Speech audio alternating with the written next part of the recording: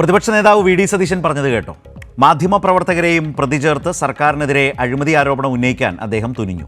പരസ്യമല്ലാതെ മാധ്യമപ്രവർത്തകർക്ക് പണം നൽകുന്നു എന്ന് പറഞ്ഞ വി ഡി സതീശനെ ആലപ്പുഴയിലെ മാധ്യമപ്രവർത്തകർ ചോദ്യം ചെയ്തു.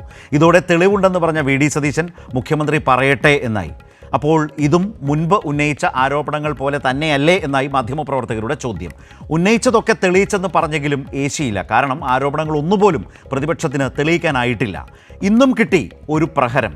ഹൈക്കോടതിയിൽ നിന്ന് കിട്ടിയ ആ പ്രഹരം നാടുവിട്ട മുൻ ഗവർണറും സർവകലാശാലകളുടെ ചാൻസലറുമായിരുന്ന ആരിഫ് മുഹമ്മദ് ഖാനാണ് ഹൈക്കോടതിയിൽ നിന്ന് ആ പ്രഹരം ഏറ്റത്. പക്ഷേ അത് പ്രതിപക്ഷ നേതാവിനും മുൻ പ്രതിപക്ഷ നേതാവിനും കോൺഗ്രസ് SUCI കൂട്ടുമുന്നണിയായ സേവ് യൂണിവേഴ്സിറ്റി ഫോറത്തിനും BJPക്കും കൂടി സമർപ്പിക്കുന്നു. വിട്ടുപോകരുതാത്ത മറ്റൊരു കൂട്ടരു കൂടിയുണ്ട്. കേരളത്തിലെ വലതുപക്ഷ രാഷ്ട്രീയത്തെ അന്ധമായി താലോലിക്കുന്ന സർക്കാർ വിരുദ്ധ മാർക്സിസ്റ്റ് വിരുദ്ധ മാധ്യമങ്ങളും അവരുടെ പ്രവർത്തകരും.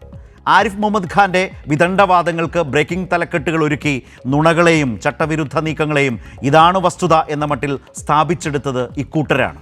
അന്നും ഇന്നും കോടതിയിലും കോടതിക്ക് പുറത്തും സർക്കാർ പറഞ്ഞത് ഒരേ കാര്യങ്ങളാണ്. അതാകെയും ഹൈക്കോടതി ശരിവെച്ചു. ആരിഫ് മുഹമ്മദ് ഖാൻ മുതൽ ഇങ്ങോട്ട് സകലരുടെയും വാദം പതിവ് പോലെ തള്ളി.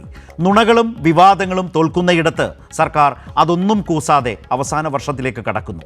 2021 മെയ് 20 കോവിഡ് കാലത്താണ് രണ്ടാം പിണറായി സർക്കാർ അധികാരമേറ്റത്. നാളെ 2025 മെയ് 20.